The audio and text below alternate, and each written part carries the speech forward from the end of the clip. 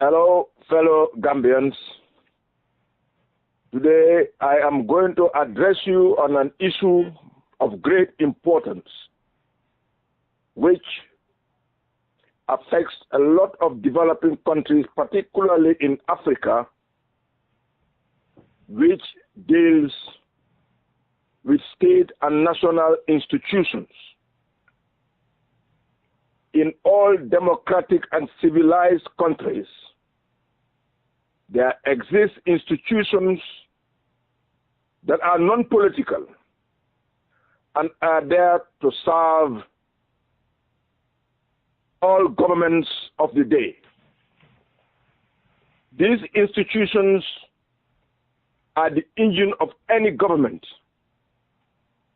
because governments go, governments come because of the democratic nature of these countries, whereby governments are elected in office.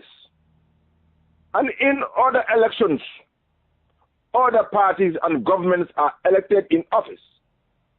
But there are some institutions of states that are there to serve any government of the day.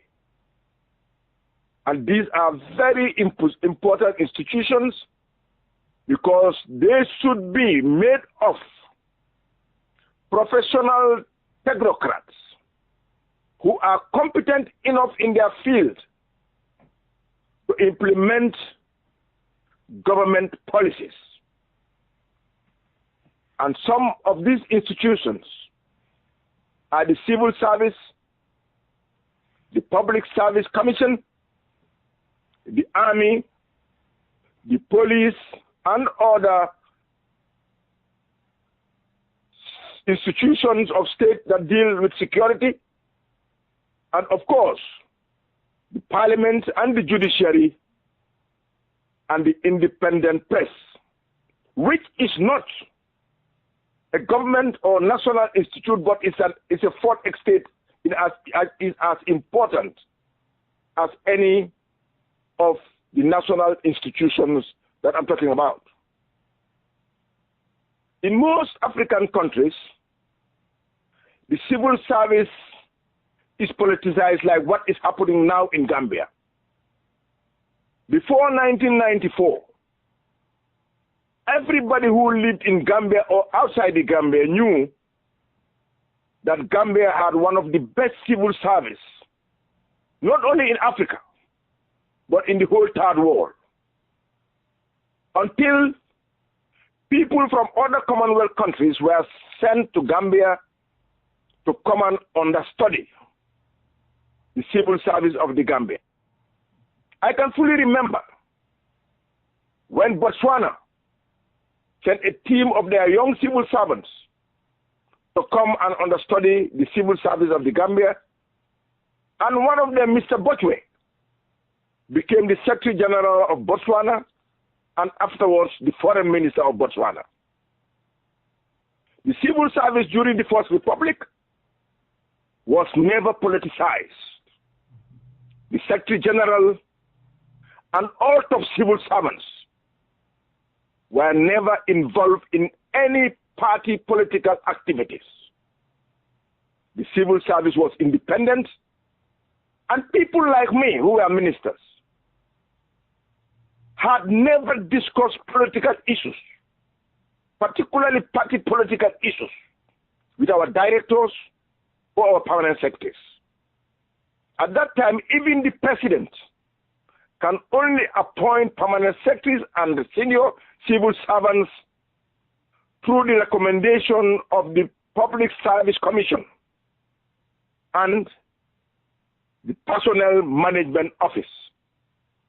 That is why, for the 29 years of the P.P.P. rule, you have never heard of permanent secretaries being sacked and taken to mile 2 without due process, nor directors, nor top civil servants, because the government of the day respected the laws of the land that existed at that time.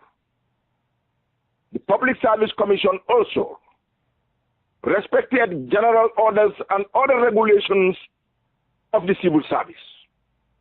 and all civil servants were independent of any political activity and were only being used to implement government policies because they were the people professionally and academically trained to carry out such jobs for the people of the Gambia. The PSC was independent of any political influence, and the PMO was headed by a very senior permanent secretary who acts and writes all letters of appointments for top civil servants in the government of the Gambia. At that time, no appointment letter of permanent secretaries or secretary general comes from the president's office. It was all written by the Public Service Commission with their secretariat, the Personnel Management Office. And the Sir Dawda Jawara, because of he was a man who not only believed in justice, but believed in the rule of law.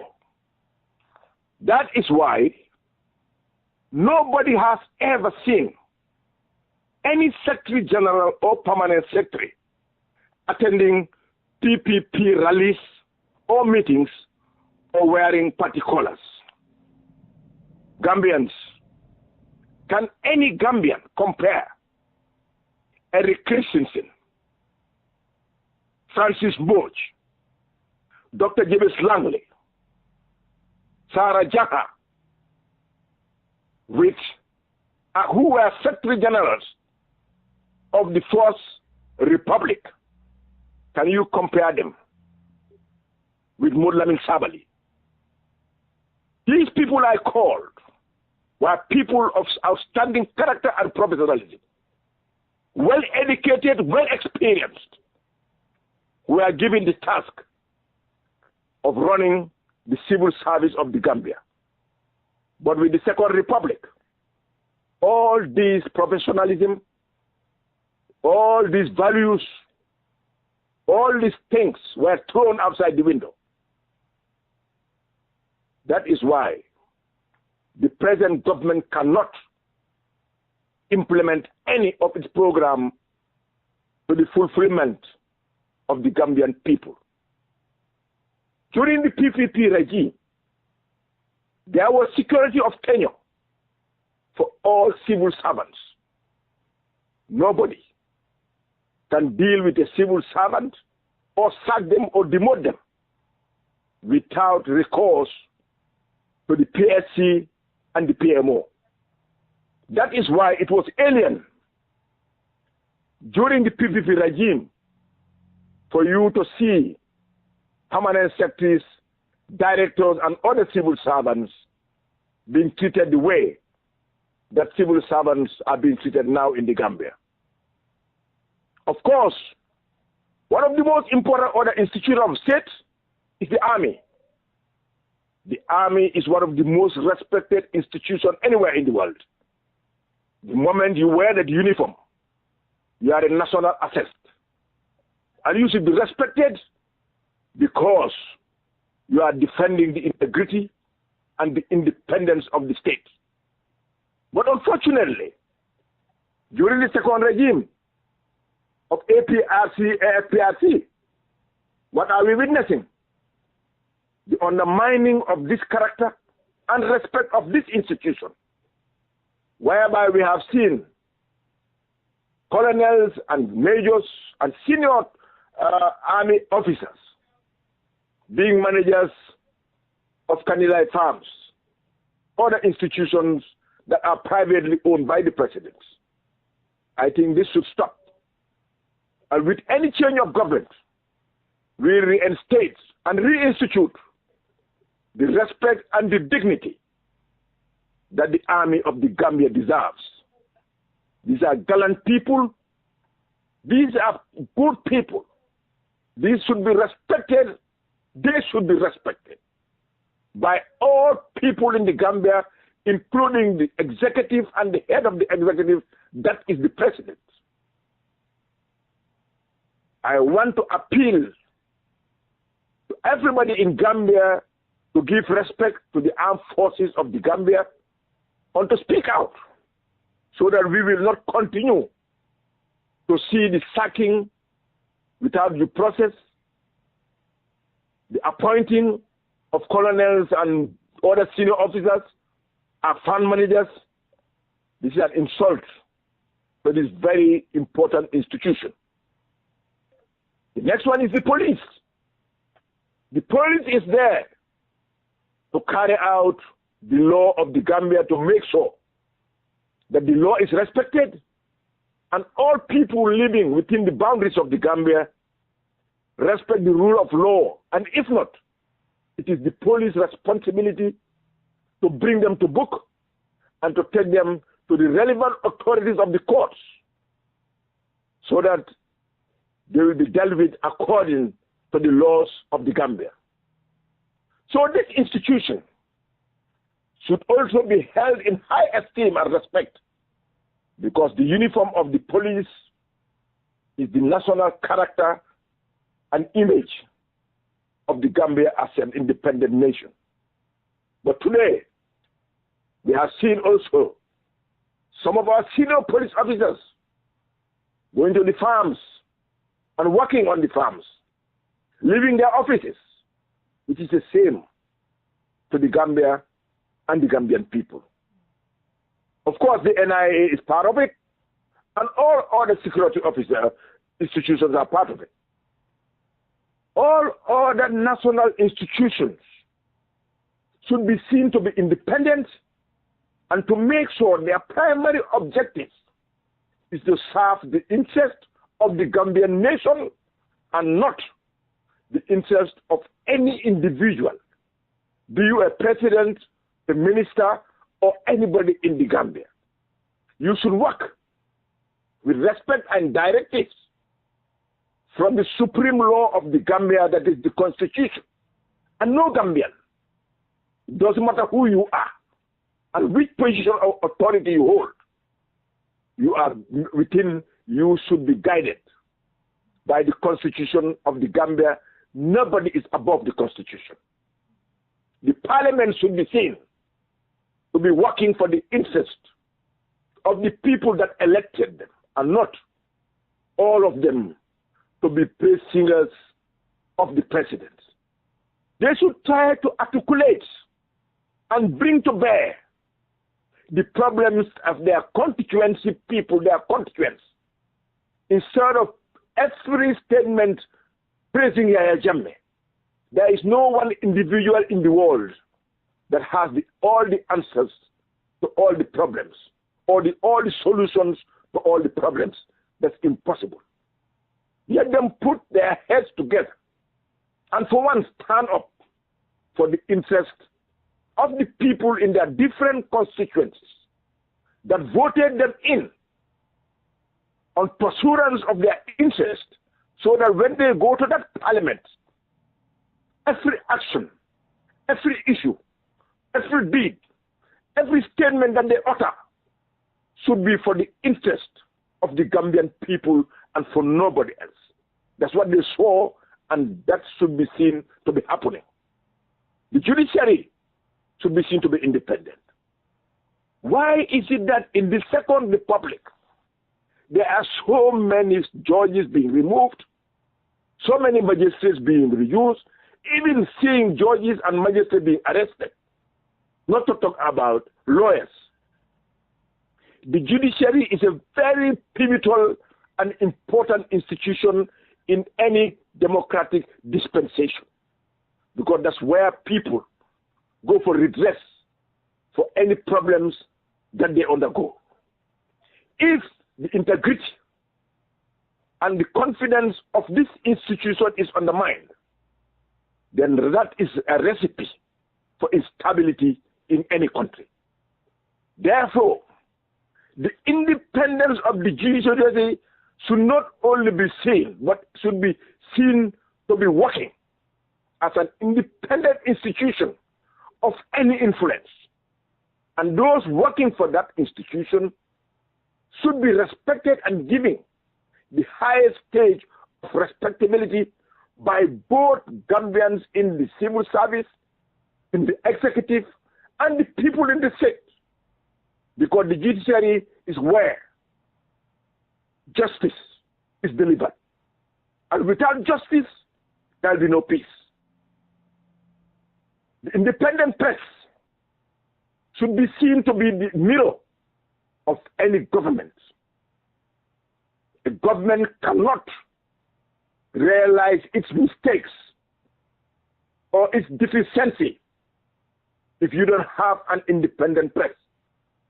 That is why one of the presidents in the United States once said, he will prefer a United States without a president than a United States without a free press.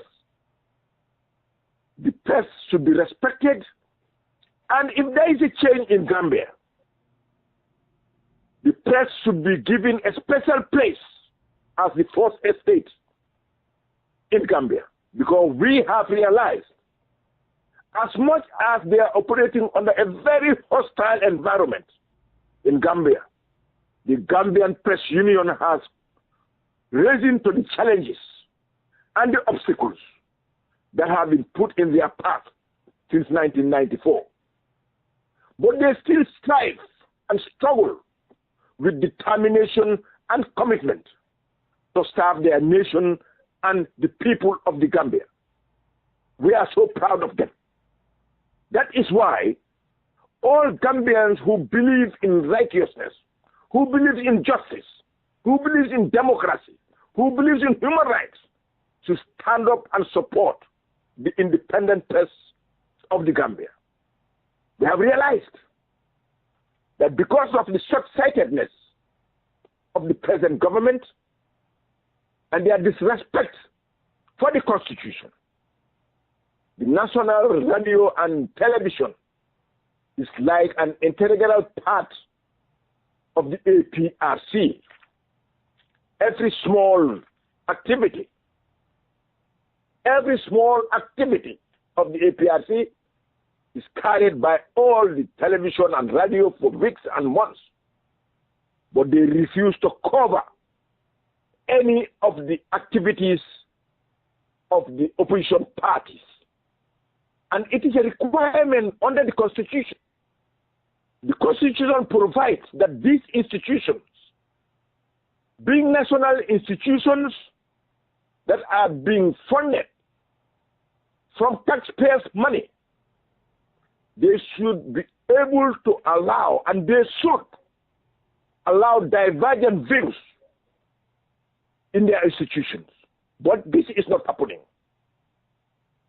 because people who are in power in Gambia don't respect the provisions of the supreme law of the Gambia, that is the Constitution. This is a serious matter.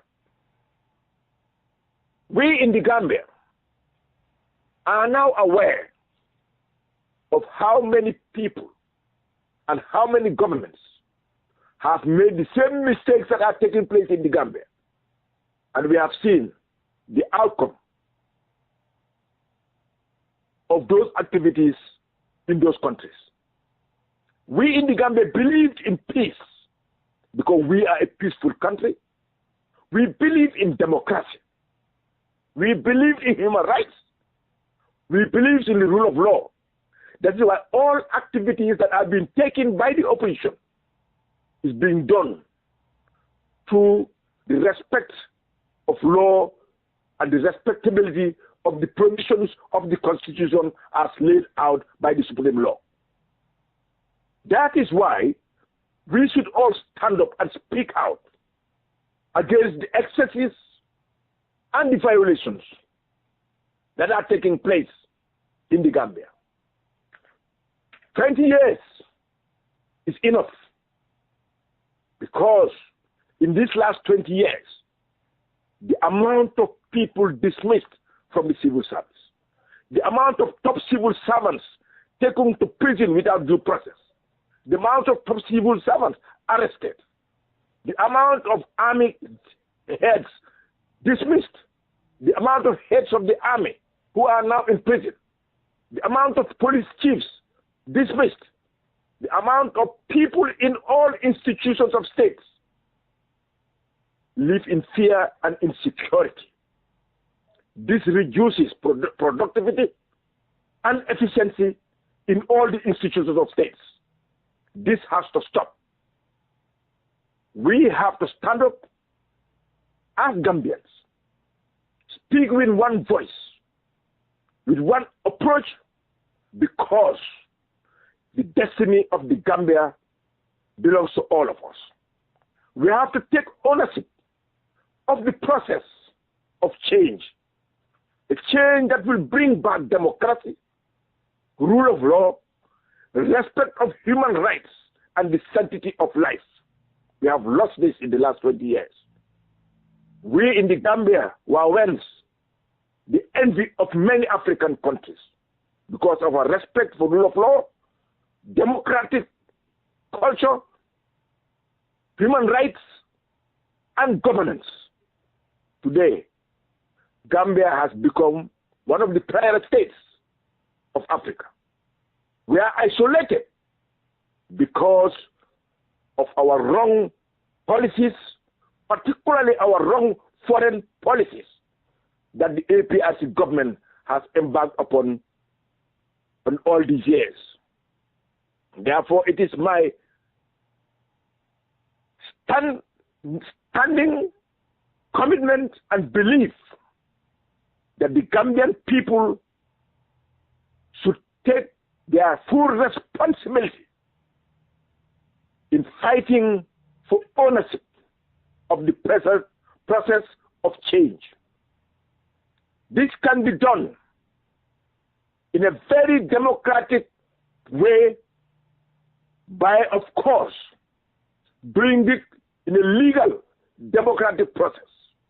The Constitution allows not only for opposite parties to be established, the Constitution allows not only for independent press institutions to be established, but the constitutions allow for peaceful demonstrations to demonstrate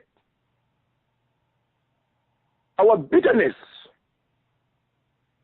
against the policies of government that are not in line with the provisions of the national constitution.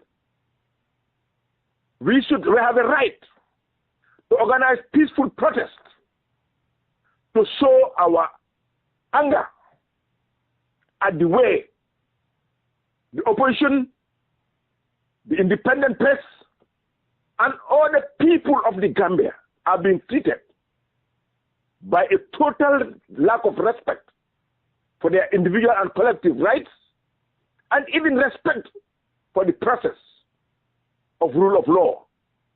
How many people have been arrested and detained for over 72 hours, sometimes for months, sometimes for years, without due process, when the president has sworn to defend and uphold the Constitution of the Republic? What is happening to Gambia? Let Gambians stand up and take ownership of their country and the destiny of their country. God save the Gambian Republic. God save the Gambian people. Long live democracy in Gambia. We will never rest until we have seen a democratic process of change in Gambia that will herald in a new era of freedom and liberty, peace and progress and respect for human rights. When all Gambians, both in the diaspora and in the Gambia, can now be proud to call Gambia home. Thank you very much, and God save the Gambia. Bye-bye.